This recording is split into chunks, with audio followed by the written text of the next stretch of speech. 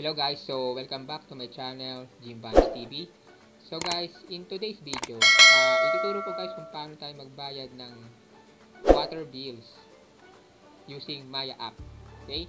So guys, tuturuan ko guys kung paano. So keep on watching guys. So first guys, click lang natin itong bills. So sa bills guys, halapin lang natin dito yung water utility. Click lang natin itong water utility. Okay, sa water utility, hanapin ko lang yung aking sa nagbabayad. So, sa akin guys is Manila Water. Dahil dito kami, okay, dito yung aking binabayaran sa Manila Water. So, depende sa inyo guys kung anong saan kayo nagbabayad ng bills sa tubig. Okay, so hanapin. So, marami dito guys na pwedeng pagpilian. So, hanapin ko lang guys dito yung Manila Water. So, dito ako nagbabayad ng tubig. Okay? Manila Water. Okay, so sa dito guys, enter ko lang guys yung aking account number. Okay, contract account number yan sa aking pinaka statement. Okay. Account number, okay.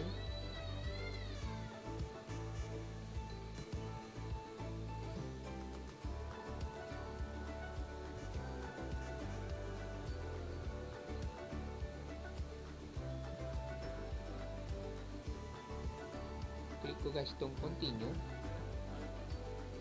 Click ko lang guys itong continue. Okay. Okay, so dito guys, confirm payment. Okay, dito is babayaran ko is 2,118.39. Okay, kukunin ko yan sa Maya wallet ko. Okay, ang account number. Okay, verify ko lang ulit para double check kung walang mali. So, na-check ko na guys, tama naman ang information. So, ang kagandahan dito guys is free lang ang pagbabayad dito. No convenience fee guys. Okay, walang charge fee. Okay, so 0 ang babayaran natin. Wala tayong babayaran. Okay, so kung na-double check naman natin guys, wala namang mali.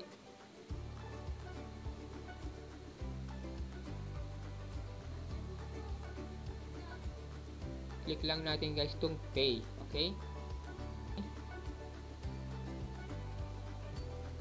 click ng pay. Okay, so nakalagay dito, you're almost there. We are now processing this bills payment to Manila Water. Okay, so naka-receive na rin ako ng text from Maya. You paid 2,114.39. Okay, click lang natin itong done. Pwede nyo rin ma-check kung view receipt. Okay, kung gusto nyo. Okay. So, click lang dito itong done.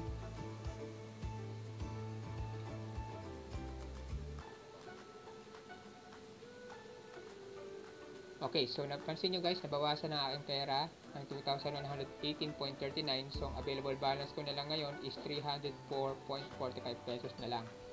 Okay, so titingnan natin guys dito sa transaction.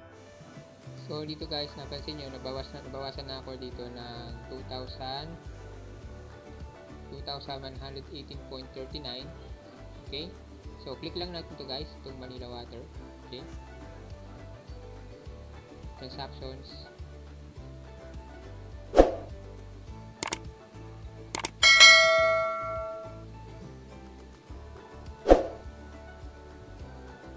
Okay, so dito pansin nyo, nabayaran ko na guys yung